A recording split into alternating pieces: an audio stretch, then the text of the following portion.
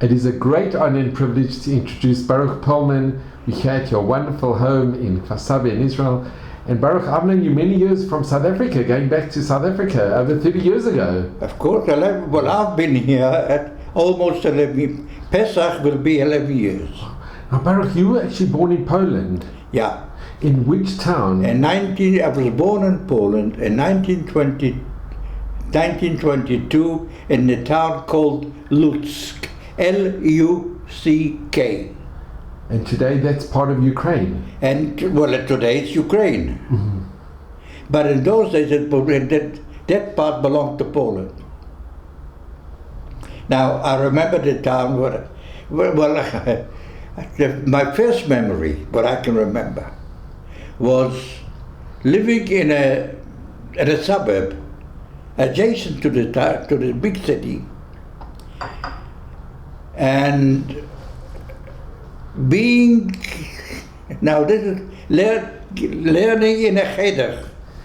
I must have been about 3 years old, but this is something which is very unique. Why? Because I still remember the Melamed, I still remember, and that's not enough, because there used to be a midget. The Melamed had a midget helper, which is called a belfer. And he used to come every morning to my home, dress me, help me to wash my face, and say Modeh Ani, and take me after breakfast and take me to cheder. And when the cheder was out about 4 o'clock, because we had something to eat there, he used to take me home again. This is my first memory. And I still remember that Belfer's face. And he was a midget. He was just as tall as I was. Now, this is part of it. Now, we must have moved, because my next memory is from a different, a suburb a little bit further away, adjacent to this suburb, and it was already at opposite where we lived was the Jewish cemetery on the main road going from Lutsk to Rovna. Rovna was also a big town. But from that part I must have been older then, because I remember where we lived, there was something to do with the river, in the shtetl, or in the suburb rather. And on the side of the river there was a big open place where we used to play there a game called Poland, which means I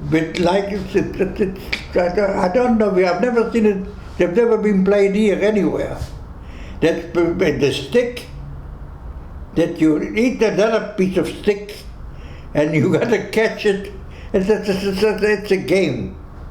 But that I remember very well. But again, I remember again a Jewish wedding somewhere. It wasn't that, it must have been some neighbor. Also Jews got married, but I remember the klezmer going and from one edge of the suburb and going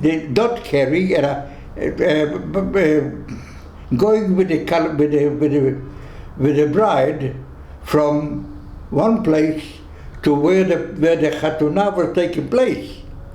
And they were playing music in the street while they were walking. That I remember very distinctly. Now from this place, I remember that my father then left, and he went to Israel and left us behind. How old were you at this time? Well, I must have been, because my father It was I must have been 10 years old. So I remember quite well. I remember the school where I went to. I went to a Jewish day school. Did you come from a religious family? Sorry? Were your parents religious? No, they were not Zionists, and my father came from a very religious family, but he wasn't religious. He was something to do with the socialist movement in Poland, the Bund.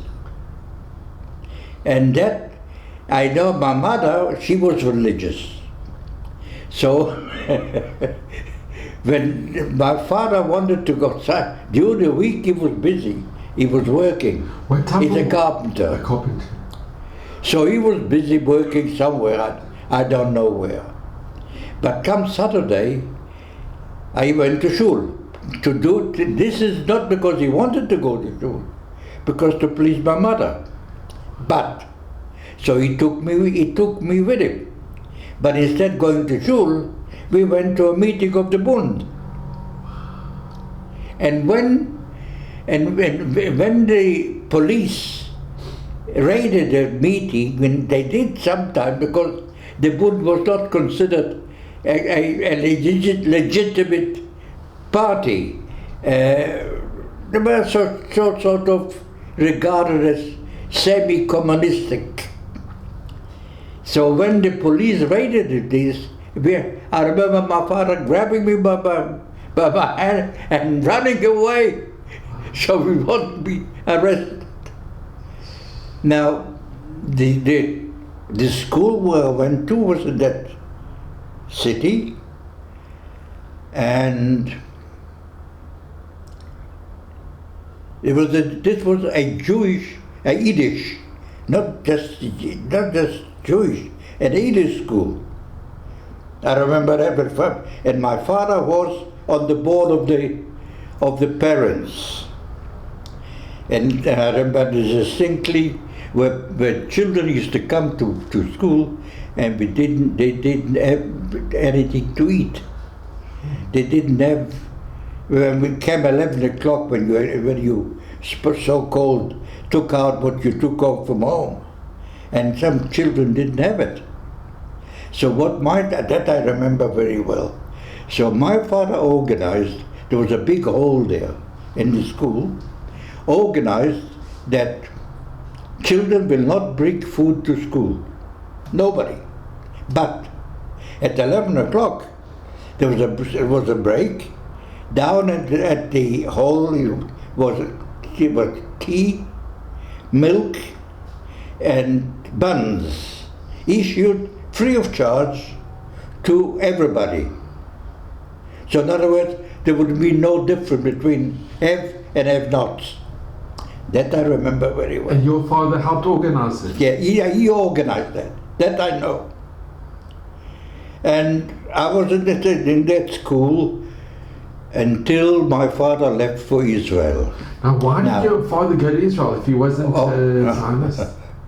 But in those days, it was a time where in Poland it was a recession. And of course, I don't know if he couldn't find work, or he didn't work, or because don't forget, my father came from a big family, and he had two brothers already in Israel. And they kept on writing to say, why do you sit there, and why are you waiting there? Come to Israel. Come, and it's prosperity in Israel, and everybody is happy. Come. So I think they must have influenced him in order to, because obviously, what I think, he couldn't make a living. Let's face it. And Baruch, did you have brothers and sisters? Sorry? Did you have any brothers and sisters? I have just a sister. I had a sister. She passed away. How old was she? Was she older than you or young? No, she was young. My sister was 4 years younger than I am. So obviously they must have influenced him, and he decided he's taking him up on the offer They will provide him a certificate, and he'll go to Israel. So he left for Israel, and he left my mother with me and my sister in that particular place. Once he left, my mother didn't want to stay by herself in that suburb, and she decided to go to a little shtetl, adjacent to Lutsk, where she had her family there. Because my father didn't come from this part of Poland at all. My father came from Chelm. And this is completely a different part of Poland. But how he got to this part, I've no idea. I've never spoken to him about it, he never told me anything. So I don't know how my father and my mother met. I have no clue. Nobody told me anything. But as soon as he left, my mother packed the flat, it was a little, it wasn't a big place. And I remember going on a Olsen cart, because in those days buses were not hardly available in Poland. By Olsen cart from Lutsk to Rodzisz, which is a shtetl adjacent to Lutsk, where our mother lived. And I remember that traveling from Lutsk to Rodzisz by cart during the night. We must have left in the afternoon, and the journey took the next day. We traveled all night, and I still remember it. Why? Because we stopped on the road for whatever reason it was, and it was a beautiful night, a clear sky with a beautiful big moon. I remember that distinctly, because we was at a cart. You were sitting in an open cart at the back. That I remember, and we arrived at my granny's. It's the first time I met my granny. Well, the first time? It's the first time. I didn't know my granny. I mean, I didn't know my I didn't know my grandparents. I didn't know who they were. I didn't know anything. And your father's parents? I didn't know my father's parents. But later, I met my granny, my father's mother. I met her because I took her off the boat when she came to Palestine, and I took her off the boat in Jaffa. Oh, there's another story there. Anyway, we have then traveled through the night to get to Rodzisz, which is it's not a big place. As I would say, it was a little village. And we lived for a very short while with my granny. I barely remember her. I don't remember her. But what happened is, when my father got organized in Palestine, that was no Israel then, he kept on sending mother money.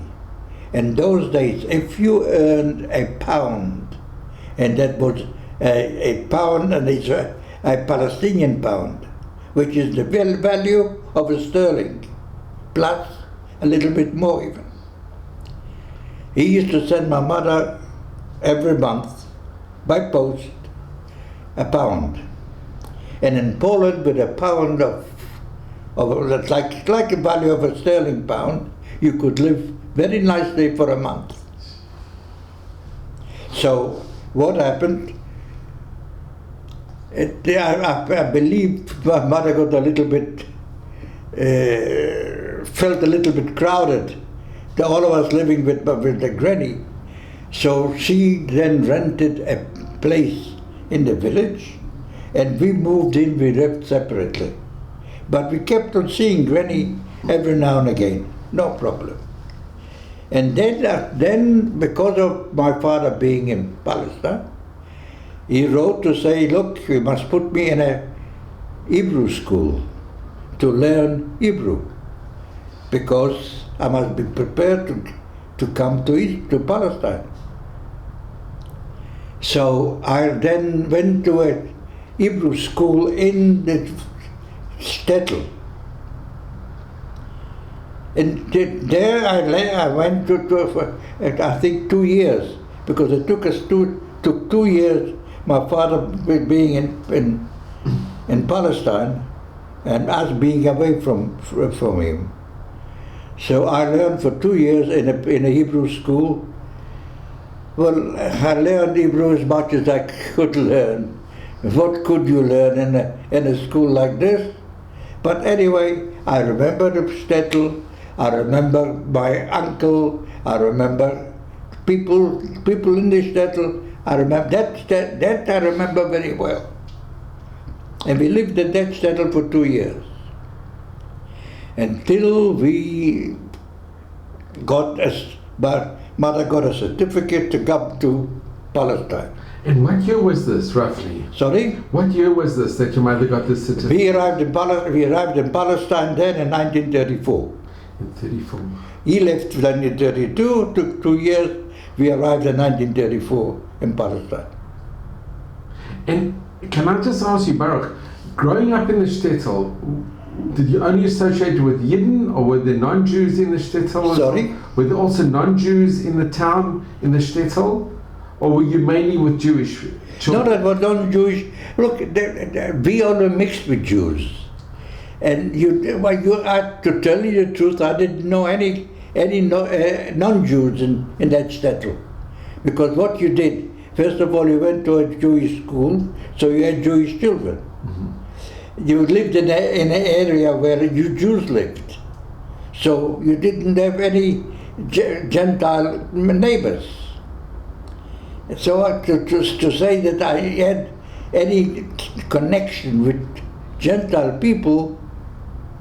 What languages did you speak? Was it mainly Yiddish? Yiddish. It was all Yiddish. And did you speak a bit of Polish? I spoke a little bit. I mean, now today I can understand a word here and there, but very little. But growing up, you didn't. Did you know Polish growing up? No. Look, how could I? Because I went to a cheder, which is in Jewish. I went to a Yiddish school, Jewish. I went to an Hebrew school, which is Jewish. Polish was, you were taught Polish. I suppose, as far as I can remember, must have been one hour a week or 2 hours a week of teaching you Polish as well. But the main curriculum was Hebrew. And Baruch, when your father was away, did you go to shul by yourself? No way. You wouldn't go by yourself? No way. I've never been to shul. No, wait a minute. No. I think when I say go to shul, that I didn't go to shul as such. You went to shul just because somebody else went, so you went, and that's it. And did your mother go? Sorry? Your mother, did she go? No, she didn't go. She was too busy. But I remember being then, the first time I've been inaugurated into the Shomer HaTzair. Because that I remember well. Because there was a movement of Shomer HaTzair. And all the kids became members, and we used to go on outings with the Shomer HaTzair into forests. What happened with the Chagim, like on Rosh Hashanah and Yom Kippur? So? You'd go to shul on... Mama went to shul. And you would fast on Yom Kippur? If I fasted Yom No. Kippur as children, I don't think so. But My you, mother- you kept a kosher My home. mother fasted. Uh-huh. But I don't remember that she made us fast at all. Because I was then a boy of, what, 10? 10. My sister was a girl of 6. And I don't think she made us fast or whatever. I can't remember. And the Hebrew school you went to, was it Sorry? the Hebrew school that you went to learn Yeah. Hebrew? Was it a film school or a religious school or just No, it wasn't a religious school. It was a Zionist school? just a school. And they taught you in Hebrew? They taught you Hebrew. They taught you Yiddish and Hebrew. That's it.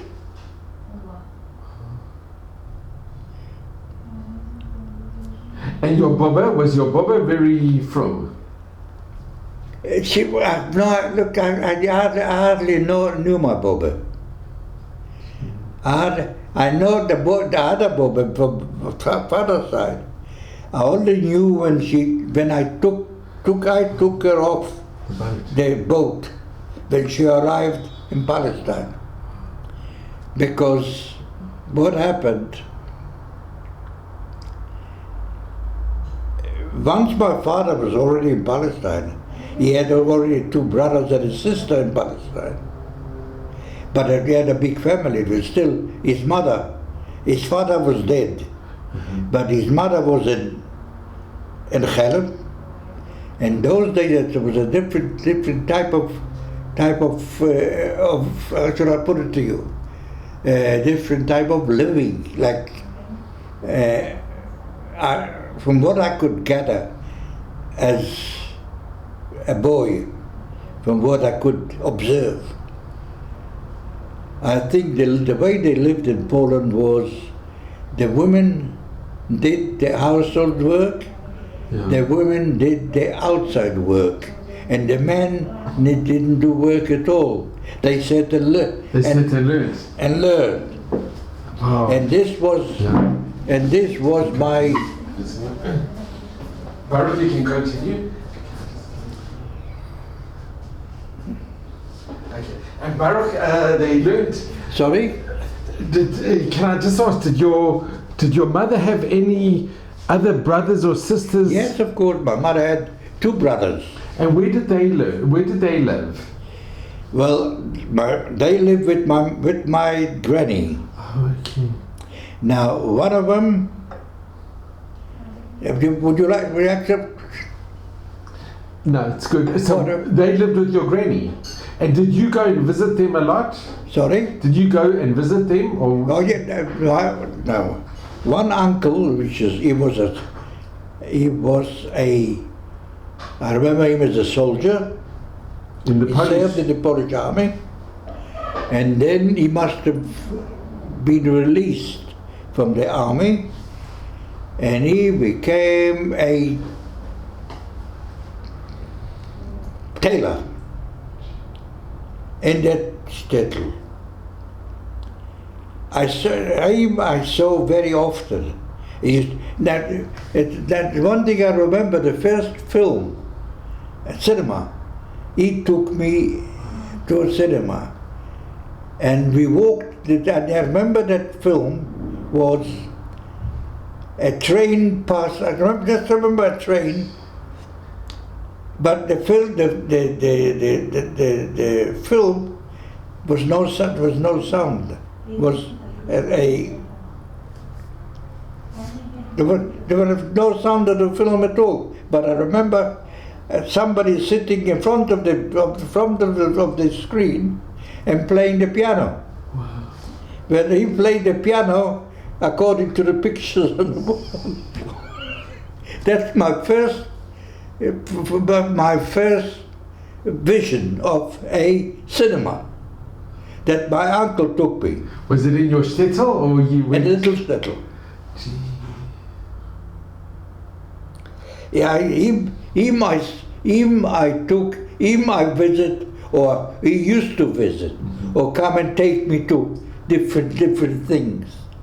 And so he looked after, well, to some extent. That's one brother. And his other brother, younger brother, was jailed. Why? Why was he jailed? A communist. In those days in Poland, if you were a communist, he went 5 years to jail. And I remember even before my father went to Palestine, and we still lived in the big city, and my mother used to visit her brother in jail once a month and take him food. So she used to take me with her. That I remember. But then when war broke out, we got to know that my one uncle, which is after the war, but he survived the war and he emigrated to America. The younger brother was killed by the Russians. The Russians? Yeah, because during the war, or when they amalgamated with Germany, and there was some sort of arrangement. Because the Molotov and that's right, and he was then must have been released from jail or whatever. I don't know, but he was killed by the Russians.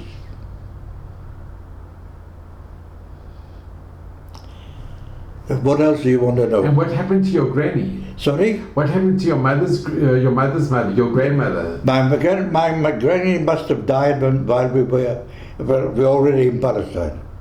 So, okay, how did your father contact for you and your mother and your sister to come and join? Sorry? When did it happen that your father said you must now come and join me in Palestine? Your father wanted you and your mother and your sister to join him to come to Palestine, to Israel. Yeah, well, that was in 1934. And what happened? Can you tell us a little bit what happened? Did you go Well, on a train? as far as I can remember, Yeah. first of all, we were 2 years, they corresponded by my mother, and as a matter of fact, nobody knows what I'm telling you now. My mother must have given birth to twins while my father was away. I remember she was pregnant. When my father left, she must have become pregnant, because 9 months later, while we were already in that little shtetl, she gave birth to, I think it was twins, if I'm not correct. And they lived for a few days, and they died. Because in those days, you give birth at home, and the midwife, if you had one, came to assist you, and there was no going to hospital and what have you. But that part, it's very, very, very, how shall I put it to you? I remember something, and it's not very clear how, what, and when. But I know we left, me and my sister. We had to go to Lvov. You went with your mother? Sorry? With your mother as well? Yeah, of course. Yeah. No, not father. Father was in Israel. Yeah, he was already there. In Palestine. But when my mother got the certificate to come to Palestine, because in those days you just didn't go. You had to have a certificate from the government of Palestine. It was the British government. Or the British government. This is how you immigrated. But when she got a permit, we had to go to Lvov, because there was the consulate, a consulate of the, call it Palestine, whatever. And we went by train, that I remember. We went by train, and it took us a all-day travel. It was very far away. But my mother managed everything else till we managed to get to Constanza. And there we boarded a ship called Poland. And we lived on that. It took us 5 days or 6 days, I can't remember. But I most of the time spent my time with the Chalutzim on board ship, because there were quite a number of young men and women on the ship going to Palestine. So I spent most of the time with them. And we landed in Jaffa, and it's the first time I saw an Arab with a special clothes, what I wouldn't say it's a uniform, but it's a special pair of trousers. Have you ever seen an Arab? That's what the first I've seen it, with the middle. And I just couldn't believe it. And we had to be, the ship couldn't dock at Jaffa, and then we had the ship docked outside because you couldn't come near. And we were taken off by a small little boat, and an Arab rowed the boat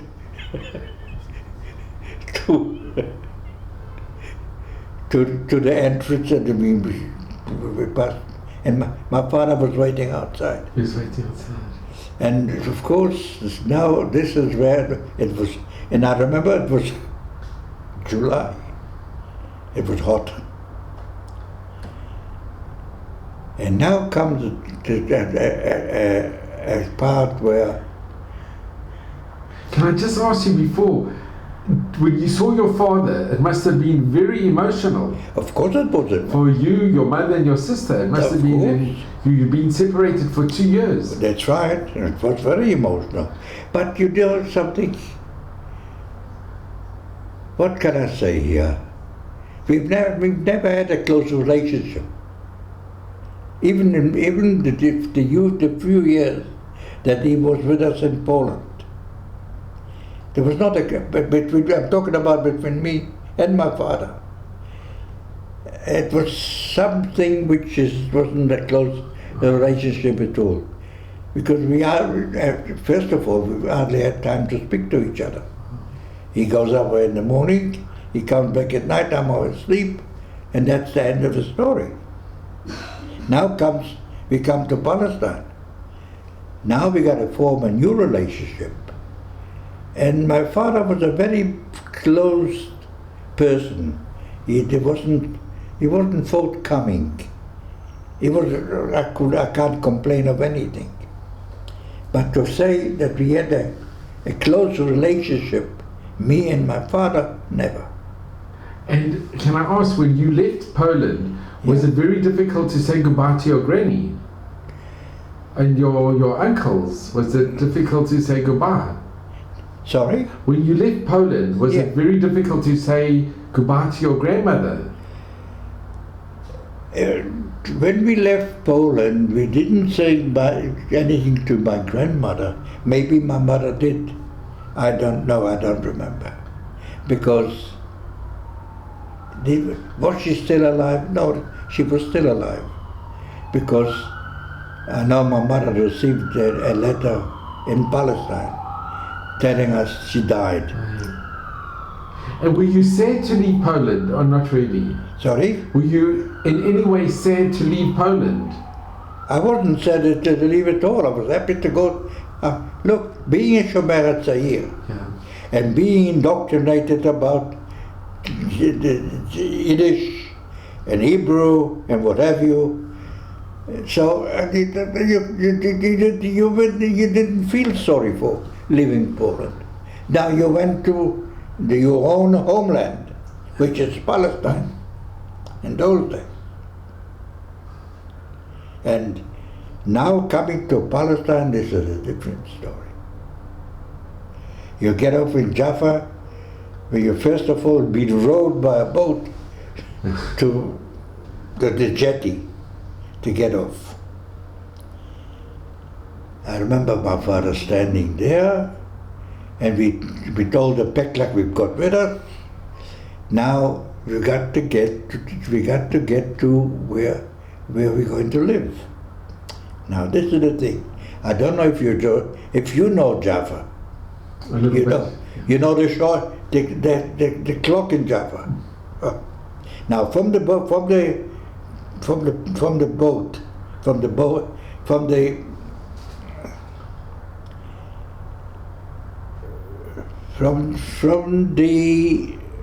customs to the clock, we had to walk because there was no taxis, there was no nothing.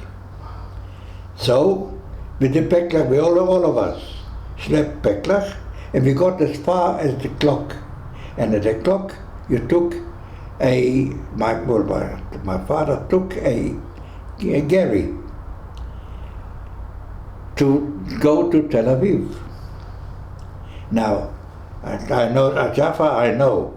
From the clock, if you go straight with, what's the name of the street? I know the name of the street even. Then you go straight to Jaffa Tel Aviv, and you go straight to Tel Aviv. Now, first of all, there were hardly any buses in Tel Aviv. I'll tell you about Tel Aviv, and I'll tell you about where we lived and whatever. That I know. I know it, remember it very well. So, but we come to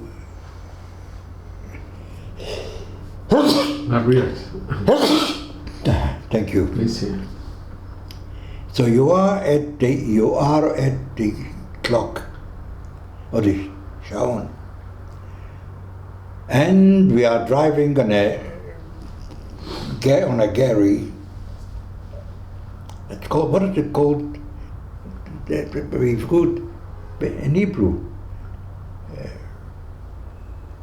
Yes, there is a special name for that gharry. That was a public transport. And we go to Tel Aviv. I still remember. You're coming, the name of the street is Bustrus. In Jaffa, that's Bustrus leading you to Tel Aviv. Now, the first stop is Rehov Herzl. So you got to cross Rehov Herzl to go further down. Now what do you see in Rehov Herzl? In Rehov Herzl you see a policeman standing in the middle of the street on a dice and directing traffic. He tells you where to stop, where to go. That's what you see. That's the first one. So we kept going. We come to the next one. Next crossing is Rehov Aliyah in Arabi. The Rehov Aliyah Arabi, you get another policeman standing there directing traffic. And we had to get to Rehov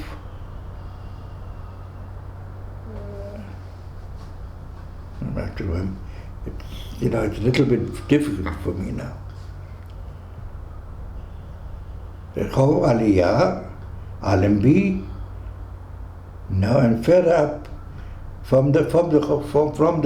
because in those days Tel Aviv or Israel had a few different bus companies.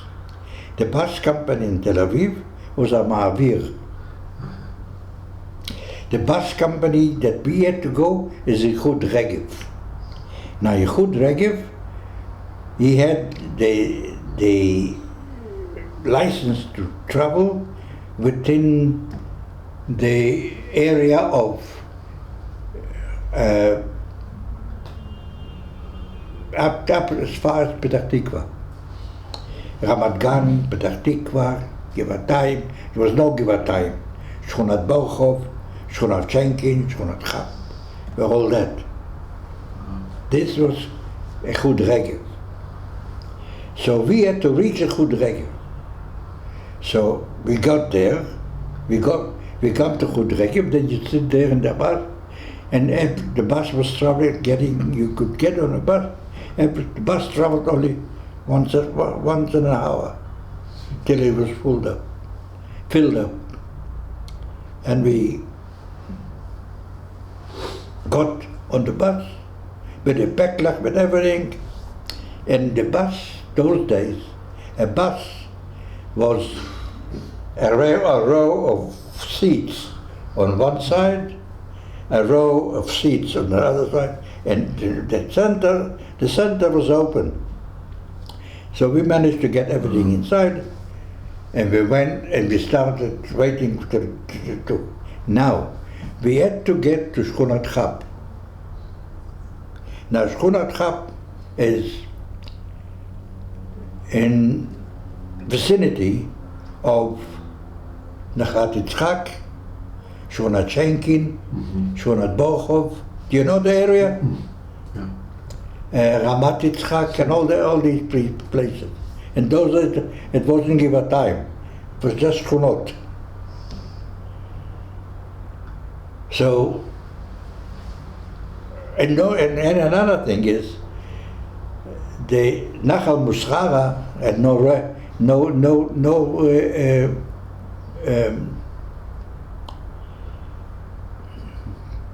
gesher. There was no bridge. No bridge. They went down and up with a bus. And in winter, if there was heavy rains, you couldn't cross. Until later on, they built the bridge, and they took a till for, and you had to pay. I can't even remember how much we paid to cross the bridge. So you didn't go in. But you didn't have to wait. You could go this way, but if you want to pay, you could go on the bridge. And that was Schoenert Gap. It means it is just. I don't know if you know the area at all. A little bit. Nachat Yitzchak, do you know where the Bet Kvarot? That's adjacent to the Bet Kvarot. It's a cemetery. And the bus stopped us at the end of Nachat Yitzchak, which was then they had an ice factory. At an ice factory, that's where we get off. And now we had to walk with a backpack to the place where my father, those days, and I don't know if you know the Ottomanic law. If you put a dwelling up and you put a roof on top of it, you could not remove that at all. That's till today. You know that the Ottoman law is still today. If you put a dwelling up, how you put it up? With a roof on top, that's it. You could not remove. If there's no roof, you can take it away. So that's what happened. I think what my father must have done, because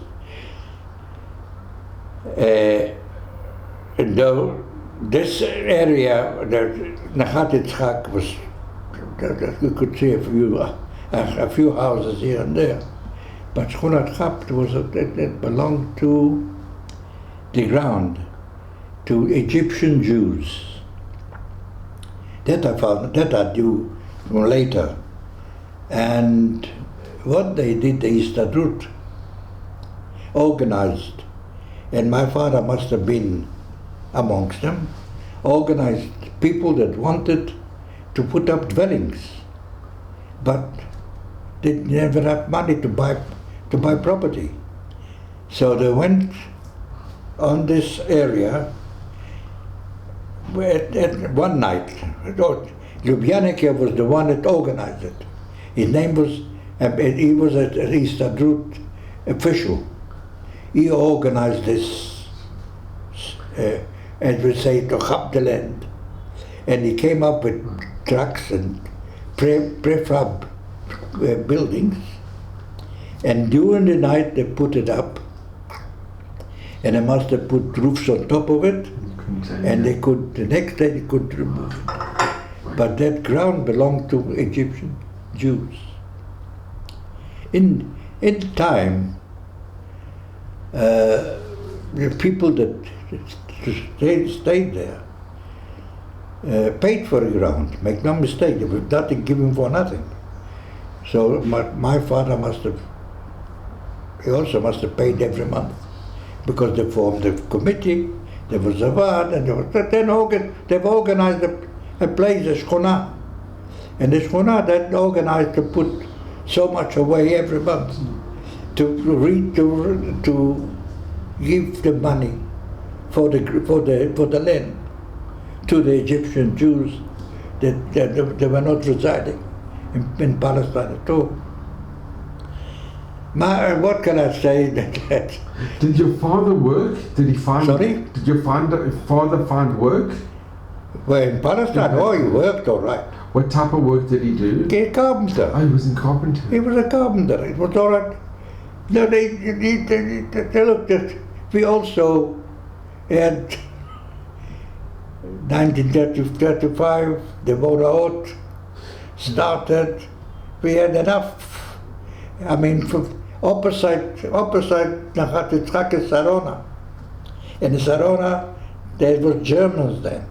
Because the Templars. Sorry? The Templars. That's right. And they employed Arabs because next door was Pardesim. And I can tell you stories there, umpteen stories. But it's a lot, because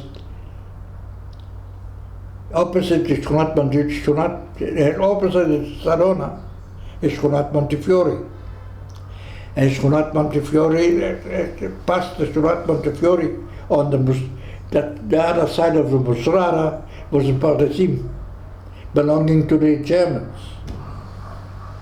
And during the Moraot in 1936, they were shooting from the Pardes to on Nachat Yitzchak. They were shooting on Shkunat Chap, Shkunat Chenkin. I remember as a child, we were then, when the shooting started at night, and we had to lay underneath the bed, underneath the table, underneath the bed, in order not to be hurt. So that was an umpteen story. But can I just ask, Baruch, you went to school? You started going to school? Now it's another story. Because as a new immigrant child, I had to learn Hebrew. And it's not only me, only new immigrants. In those days there were quite a few immigrants. So immigrant children had to they went to a special school for immigrant children to learn Hebrew before you could be integrated into the proper schools. And where I had to go from where we lived in Shkunat Chap, I had to go to Tel Aviv. And there's no transport, we had to walk or catch a ride with an agala on a cart. On a cart, wow. And going to school in the morning and coming home at night. Now that wasn't easy. But again, this is a different kind of stories now. And let me just ask, can you tell us about your father's mother, how you brought your father's... When did she come? When did she come? In time, she must have come in 1936. Because again, she now had three sons and a daughter in Palestine. Although she left behind, no, she had more. Oh no, she left behind another 2 daughters, or 3 daughters. I think she had about 7 or 8 children.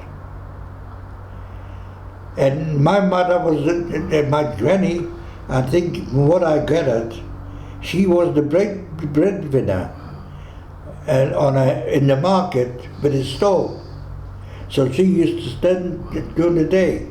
And I never met my grandfather. I don't even know what he looks like, what he did, what he does. All I know, he sat and learned. That was the norm in Poland. So the children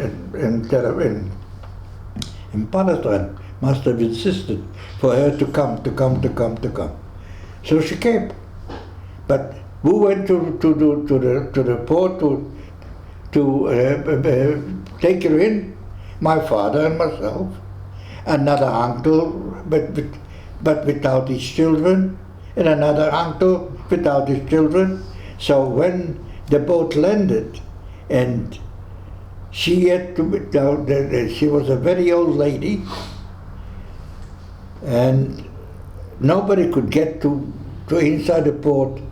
I did. I managed to get in. And I've never met the granny, so they described the granny to me, what she looks like. So I'm able to recognize which person to approach. So I managed to get into the port. When she landed, I took her by the hand and I took her out. Wow. And I brought her out.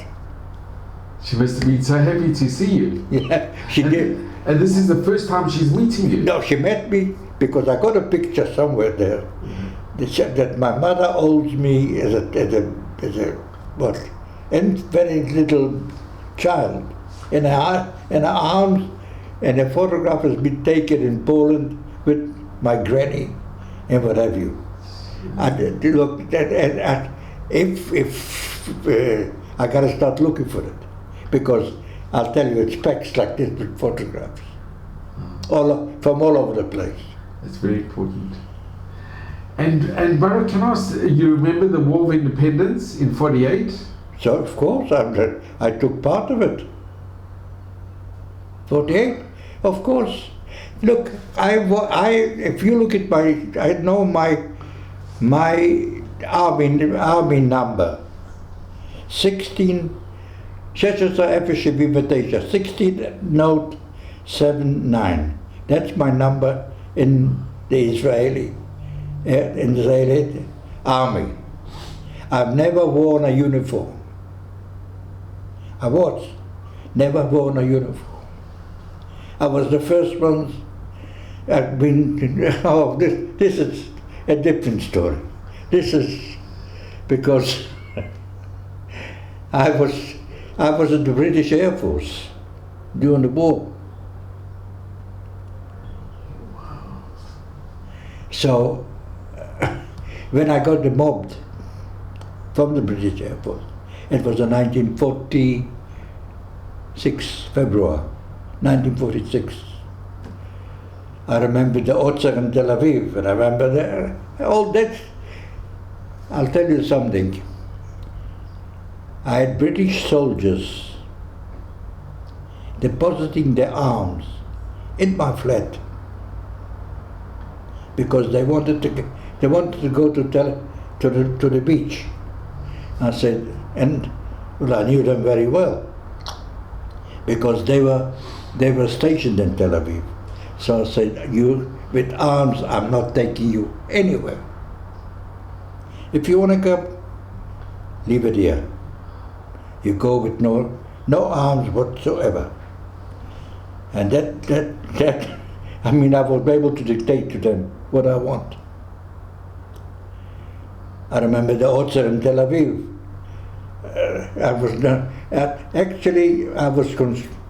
I wasn't conscripted, but in the War of Independence, I was knocked on my door at night, and two chevre coming in. Baruch Perlman, yes. Tomorrow morning, you got to be in Sarona. So I said, wait a minute, I've just opened a little workshop for myself. a paddle beating shop. And I can't just go from, I said, look, give me a little bit of time to go sort it out, to lock it up, and whatever, but I'll come to Sarona. It took a couple of days to get me organized. I closed up, and I went to Sarona. I was a civilian, but we organizing the airport. And Baruch, can I just ask before, how did you join the British Army? I'd been how? Very simple. The Sukhnut in Israel at the time. The first joint was the pioneers, the Pioneer Corps. That was the beginning of the joining of the Israeli. The Jewish Legion. Not a Jewish. Forget about Jewish. No Jewish. Pioneer Corps. You joined the British Pioneer Corps. When war broke out, they started to enlist Palestinians from Palestine.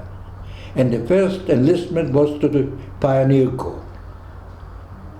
Then, later, it must have been about 9 months later, they started enlisting to the Air Force. And then I was told, Baruch, join the Air Force.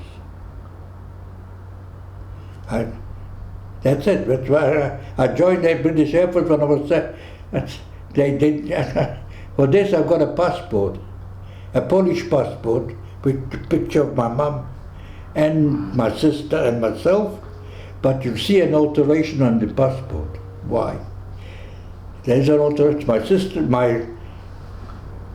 My sister's daughter, she's got it, and she showed it to me. I altered there the date of, not the date, the year of the birth, because I was 17 and a half, and the British were taking from 18. So I had to change one number just to be accepted. And I did it, and it's there.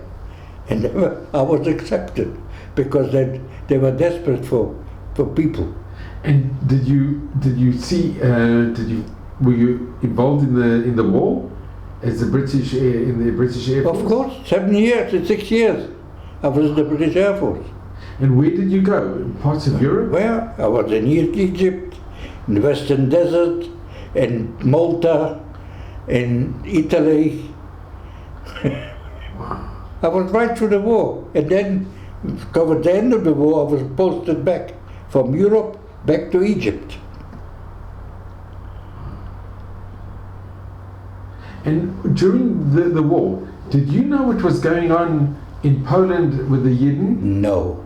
This is what it is now. It's a funny in Palestine, we didn't know anything. In Palestine, when war broke out, we didn't know a thing. The first time I knew what went on was when I was in Malta. I was in Malta. We were bombed to hell by the Jerry's. But then the first thing we knew, I got to know. I don't know. I can't remember how I got to know about it. But the first thing I know about concentration camps and about extermination camps.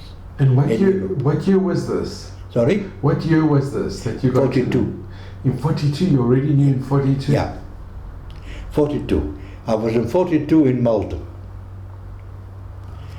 And I don't know how it came to me, but somewhere along the line somebody must have told me. Then I knew already that about the concentration camps. And of course, it was hard to believe, to be honest with you. It was hard to believe. When I got back from Europe, back to Egypt. So when I got back to Egypt, then I managed to get leave from Egypt to Israel or Palestine. And then that was already in 44. And then in Palestine they already knew what's going on. And many people that you spoke to wouldn't believe it. They said, it's impossible. The Germans wouldn't do a thing like that. Unfortunately. And Baruch, can I ask you, this is a difficult question. Being part of the British Air Force, Yeah. and knowing that there's the white paper that... Sorry? Knowing also that the British had the white paper that prevented Jews from coming... The white paper was actually before the war. It was before the war. It must have been very difficult because the British did not allow for Jews to come... Well, let me tell you something. Look, what went on before the war is something different, and what went on during the war is something different. Because the Sukhnut had the say, and they said, forget about what during the war, forget about the rest. Now we must help the British in whatever way we can. And that's it, that's the war. After the war we'll talk. That was the attitude. Britain then started to take in, well actually they started at the beginning to enlist anybody from Palestine, because when I joined the Air Force, an Arab also joined the Air Force in my squad. And you got on okay? You got on... No problem. No problem. And Baruch, when you heard about what was going on in Poland, did it worry you that maybe your family that's left behind, that something... Of course it worried me. It worried everybody in Palestine, it worried. But that left relatives. But you see, I was very fortunate. Why? Because I hardly knew anybody in Poland. I knew of, but I didn't know. You know what I mean? I knew my uncle, for instance, my mother's brother. He's the one, the closest relative I knew. But we never talked about it. We never knew what's going on. Only after the war it started coming out what's happening. It must have come as a big shock, as a terrible... It came as a big shock. If I say so, I don't think it's truthful enough, because it couldn't affect me as a child, as such, because you hardly knew any of them. It affected my mother. Okay, yes, it did. I remember when she heard that her mother passed away, it affected her. You must have been very grateful that your father... Oh, I was very grateful now that we are in Palestine. You wouldn't... And look, even then, when the German campaign reached Alamein, don't worry, it was frightening in Israel. Very frightening. Because Rommel was... Because all it needed, the Germans to cross the Alamein line, and they were in Palestine. So, and in Israel at the time, people were very frightened. I wasn't frightened because I was in the British Air Force. You see what I mean? It is a difference. But the people in Palestine were frightened. And the Sukhnut collaborated with the British in order to get as much help as they possibly can, to give. Sure. Wow, so you really have seen, you've lived through the whole of the Jewish history. I lived through all Jewish history, I did. And then after the war, when illegal immigration came and people the survivors wanted to come, and they were turned back and they were taken to Cyprus. That's right. I was already demobbed from the Air Force. It was after the war. But it must have been difficult. What was going on here? That there was. Well, it was the whole thing had turned around. The whole thing turned around. Because before we talked about British, war, we got to win the war. And then it started, we got to fight the British in order to get the immigrants in, to get as many people as they can. Because at that time, in Israel or Palestine, there were only 550,000 Jews. Nearly 600,000, you're right. That's all. That's all. So it wasn't easy, let's put it this way. And Baruch, do you remember when the United Nations decided on the partition plan? I remember everything. There was November 47, you remember it? Sorry? In November 47? That's right, I remember. There must have been a tremendous celebration. We were sitting, I remember that very different, very vividly. I was living in Kiryat Matalon, which is not far away from here. And we were listening to the radio, what was going on in the United Nations, and the voting that was going on. And when it was one country, it was South American, I forget. Uruguay. No, not Uruguay. Look, my memory is not as good as it was. But they did vote. But Uruguay, it was another, Guatemala. Yeah. Here you are. Told you, I need some time. When the last vote came in, Guatemala, yes. There was a big cry, well, wow. Because we've got now a country. And you would see in Kiryat Matalon, you don't know Kiryat Matalon. The little houses. I had a little house there. Little houses, people just jumped out of the house and be shouting and screaming and performing. So this I'll never forget. And when Ben Gurion declared the state in May, you remember it was a... Of course. I'll tell you something. When you go to Tel Aviv, and you go to Rothschild, and you go to the ex-museum where the state was declared. Yeah. Outside that, now I'll describe it to you. You don't know. This is Dorot Rothschild. In the middle of Dorot Rothschild used to be a police station. In the Nachlat Benjamin is Dorot Rothschild.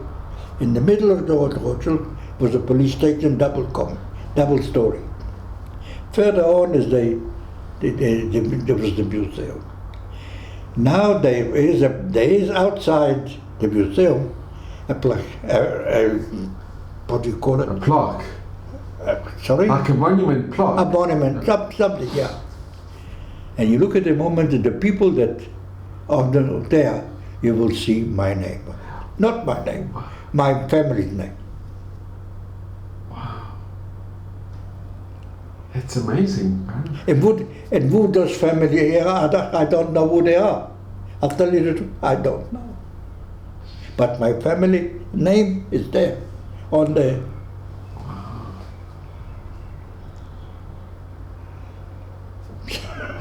And Baruch, and you, when they came knocking on the door, and they wanted you to join the... They didn't want me, they just told me. And then... Look, we were first of all to form the Air Force. The Haganah didn't have an Air Force.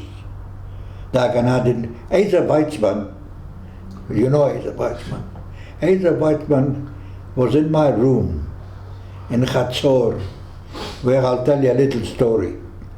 Because we were all in civilians.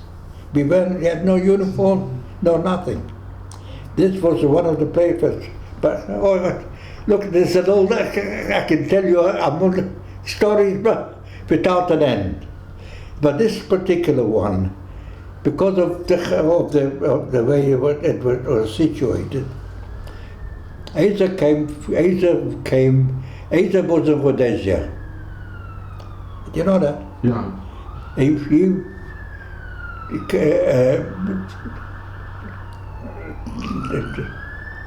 he was in the Air Force and learning to fly in Rhodesia. I never met him there, but I met him when we were in Chatzor. We were standing outside and we were talking, and of course, talking about all sorts of rubbish. And we were talking about money, I think. And he came into my room, and there were a few chaps there. I said, Asa, do you want to earn £5? Those days, they are still pounds. He said, yes. I said, okay, I'll tell you what. You'll bend down, I'll put a broomstick between your legs, and I'm going to tie your hands up through the broomstick. And once you're in that position, I will drop a £5 note about 1 meter from you. Now, if you can pick up that £5 note, it's yours. He says, right. So we went in, we did it, and somebody stood behind him. And as he was tied up and everything, get ready to move, he just pulled him back. I'll never forget it. He's never forgotten it. Why? I'll tell you. Because when I was in Rhodesia, he was then Minister of Transport. And he came to a visit into Rhodesia. And of course we were all the Jewish community in Salisbury. We were congregated at a one big hall to welcome him. And the committees were there. And I was sitting in the hall as well, I remember myself. I was sitting, and I wasn't in the front row. I must have been a couple of rows back, I don't know. Anyway, there were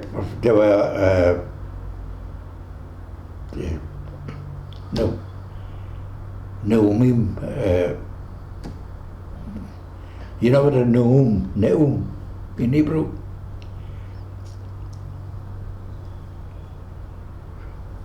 What did the Prime Minister of ours do in the United Nations? So, yeah. In the audience, there were people that was... No, he wasn't, not an audience. He was talking. What do you... There's a name for it. I'm telling you about my memory now. He was talking with the... I don't know if they had a microphone. How do you call it? Addressing. He was addressing the United Nations. And obviously, I was addressing the congregation that we came together. And when it's finished, he got off. It was sort of a little stage. He got off the little stage and he started walking, and he spotted me. He said, "What? Poshea, what are you doing here?" Wow. So I went over to him, we shook, and I had to tell him what I'm doing there in Salisbury. And it's the last time I saw him. And how long were you in the Air Force, in the Israeli Air Force? In Israeli, in the Israeli Air Force I was after the War of Independence. Look, we formed the Israeli Air Force. So you were there from the beginning? When we went to Tel Nov, we couldn't get to Tel Nov because near Mikveh Israel, on the main road, there's an Arab village. And the Arab village, they actually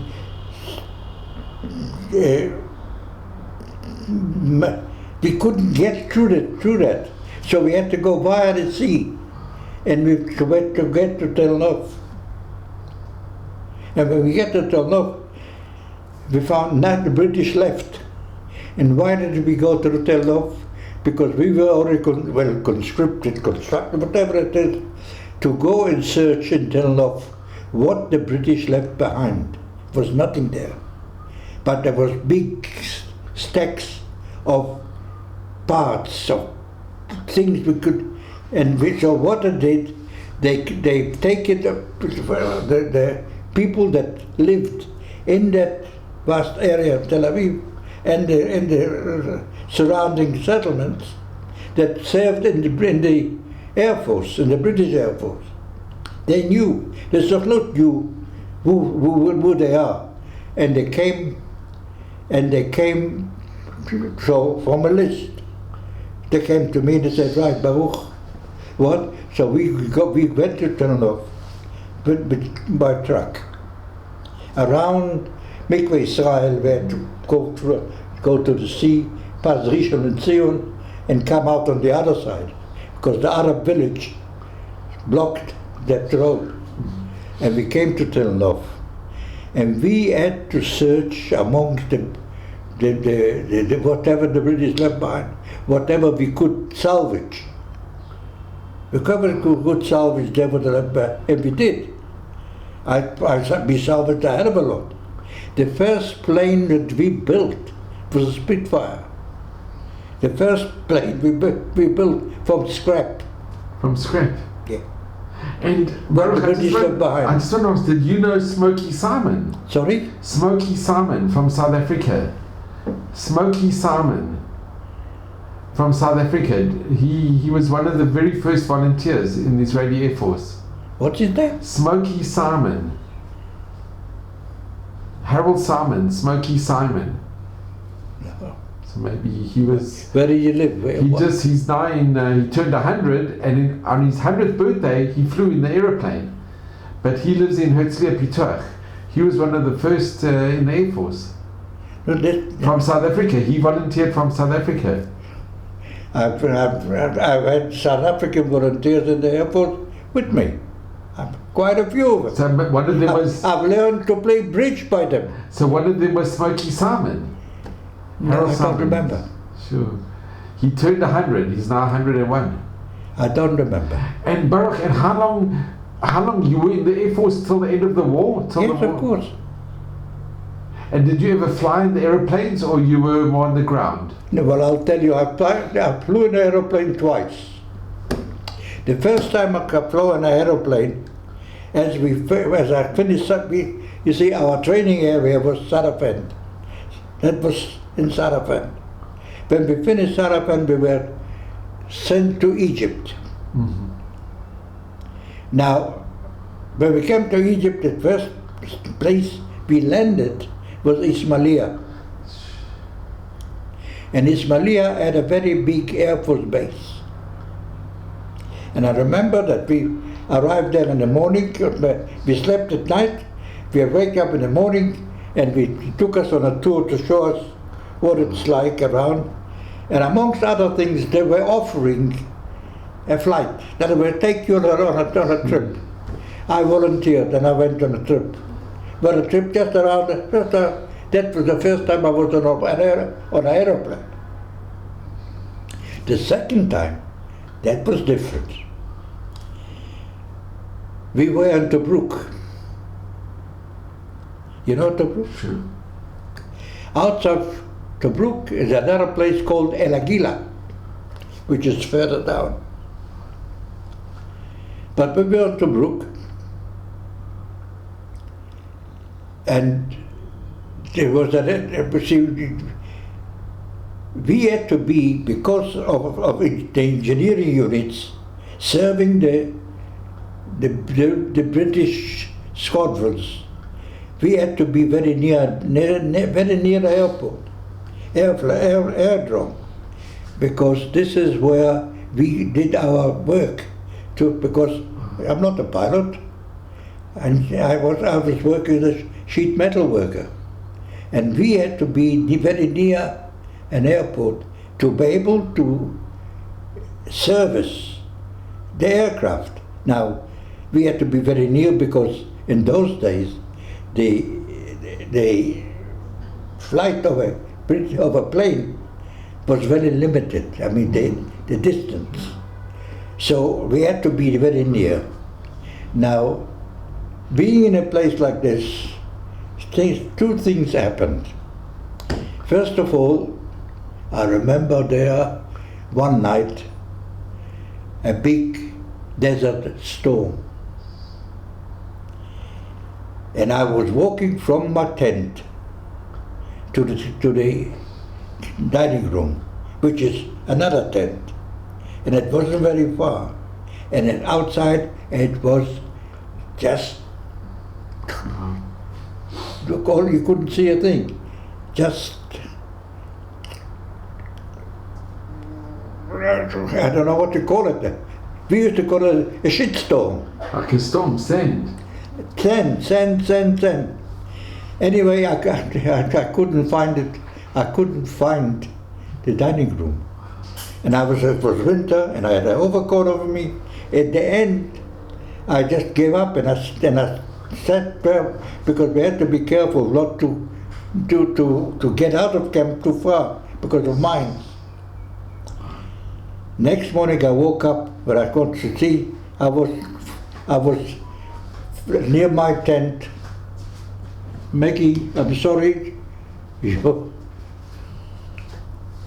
Next time I was near my tent. I didn't know where I was. But this is beside the point. But the second flight was there. Somebody took me on a submarine patrol. We went to submarine patrol. An aircraft takes off, a pilot and not a co-pilot, as a passenger. There's a two-seater with double-decker. That was the plane, to go around the Mediterranean and search for submarines. And you had to volunteer for that. So I said, this I'll go, I want to go. And this is the second time I've been on a plane. The third time, which I didn't go, but what they did at the beginning of the war of 1940, the planes in Egypt that there were three kinds of planes. And was a Kid York, was a single-seater, double-decker. That was a Sunderland, which was a big plane. Now, to bomb somewhere, they took people that I remember sitting on seats in the Sunderland on the plane and getting over the target. And each one that I didn't know, each one had a bomb on his knees, and we got over the target, you dropped the bomb. That was the beginning of the war. They used that also in the Israeli Air Force.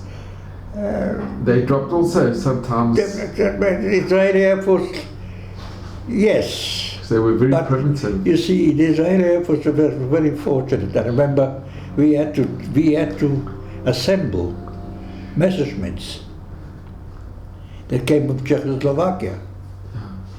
We used to offload them at night because it was Afghan barracks, and they had to land in the evening, and before morning they be out of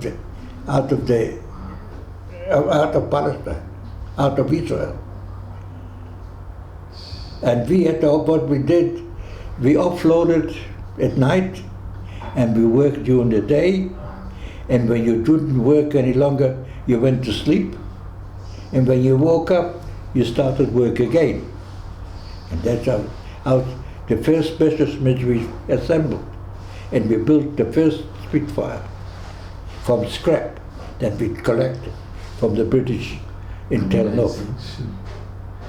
And Baruch, I just want to ask you, how long did you stay in Israel before you went to Rhodesia? In Israel, I went to Rhodesia in 1957. After this 56 war? Yeah, of course. And I came back for I came back from Rhodesia especially for the Six-Day War. I came back.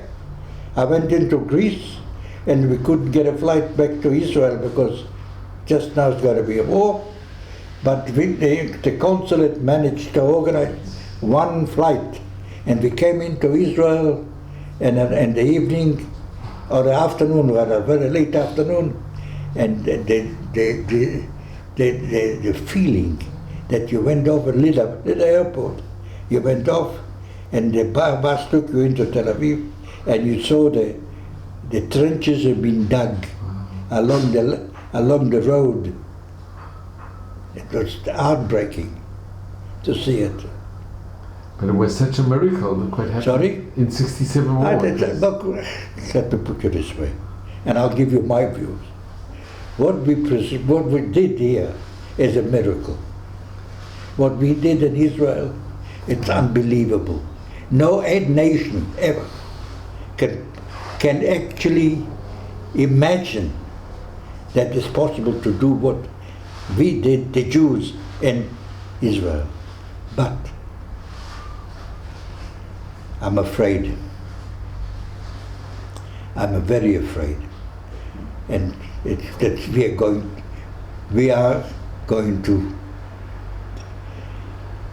commit suicide ourselves because of our bloody people. With all the infighting. That's right. Yeah. I'm frightened. But Baruch, I just want to thank you. And your message is very true. We've done miracles, amazing miracles. But look, I saw what I saw, Just let me say one word. When I got off from Rhodesia, but Rachel was already here. She organized the flight. And I got off the plane and I stood at the airport, and it was then not Lida anymore. It was Ben Gurion. And I stood there and waited for a lift from the aeroplane to the customs, because it's quite a distance. And I was told, no, there is a shuttle going on from the plane, not to worry, just wait here. And so I stood there, and I managed, and I looked around from there. And I looked around and I said, my God, I've come to a country which I don't know. I come to a country which I don't know. I don't know. But there's only one thing I do know. I know part of the language, because even the language has changed. Wow.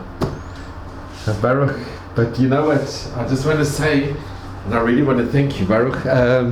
It's been such an honor and a privilege to me to see you again. To see you again.